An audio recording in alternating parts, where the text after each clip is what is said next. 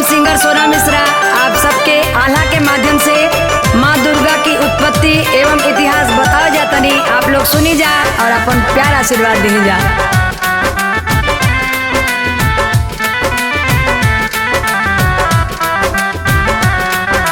बल पौरुष वरदान को पाकर असुर जो करते अत्याचार, दहशत में जनमानस होता मच जाता है हाहाकार। तपसी योगी संत पुजारी सभी लोग होते लाचार। अधिपत्य असुरों का होता, अधिपत्य असुरों का होता, लड़कर जमा लेते अधिकार। देवों की असुरों के आगे एक न चलती जाते हार। जब जब धर्म की होती हानि महाशक्ति लेती अवतार। असुरों का राजा महिषासुर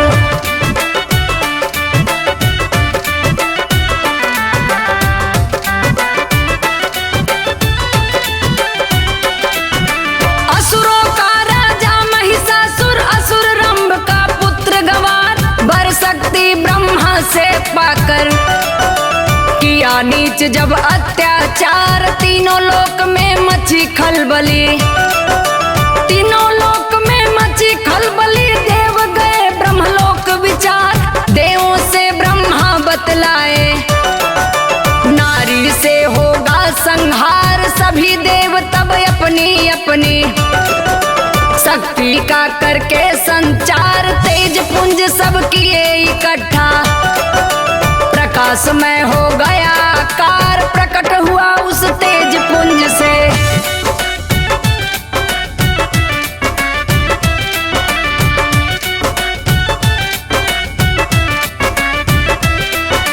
प्रकट हुआ उस तेज पुंज से दिव्य शक्ति का रूप साकार।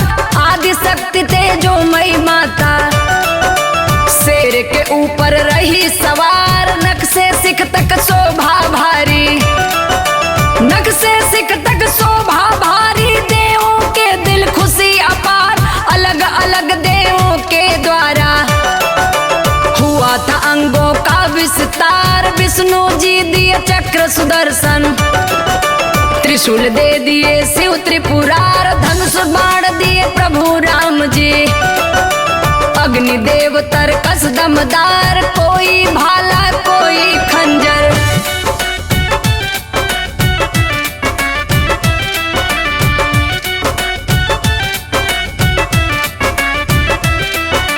कोई भाला कोई खंजर, कोई देव दिया तलवार। आभूषण दिए विश्वकर्मा जी, कोई देव गले का हार। अस्त्र शस्त्र से होकर सज्जित, अस्त्र शस्त्र से होकर सज्जित। चल दी माँ भर के हुंकार, पहुंच गई जब समर भूमि में। दुश्मन को कर दी ललकार, सेना के संग डटा समर में। महिषासुर लेकर हथियार, इधर अकेले माँ जगदम्बा, उधर असुर थे अपरंपार। टूट पड़े माता के ऊपर,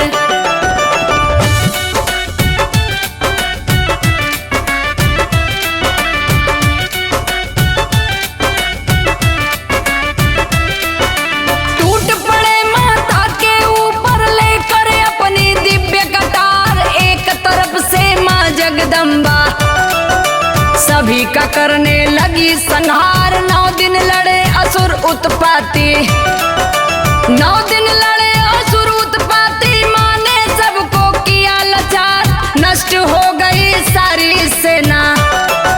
महिषासुर होकर अंगार, रणठाना तब सम्मुख आकर करने लगा वार पे वार। माँ जगदम्बा शिव त्रिशूल से महिषासुर को दी है मार। माँ को विजय मिली 10वें दिन,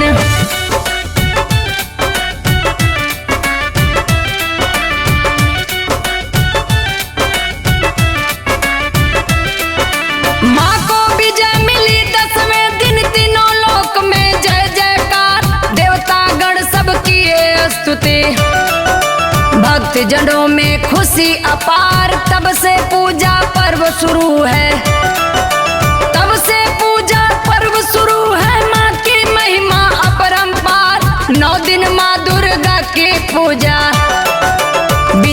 दसवें दिन त्योहार माँ सबकी करती रखवाली, सबकी करती बेड़ा पार। दुर्गा सप्तशती जो पढ़ता उसका सुखी रहे परिवार। माँ के भक्त पुजारी लाखों,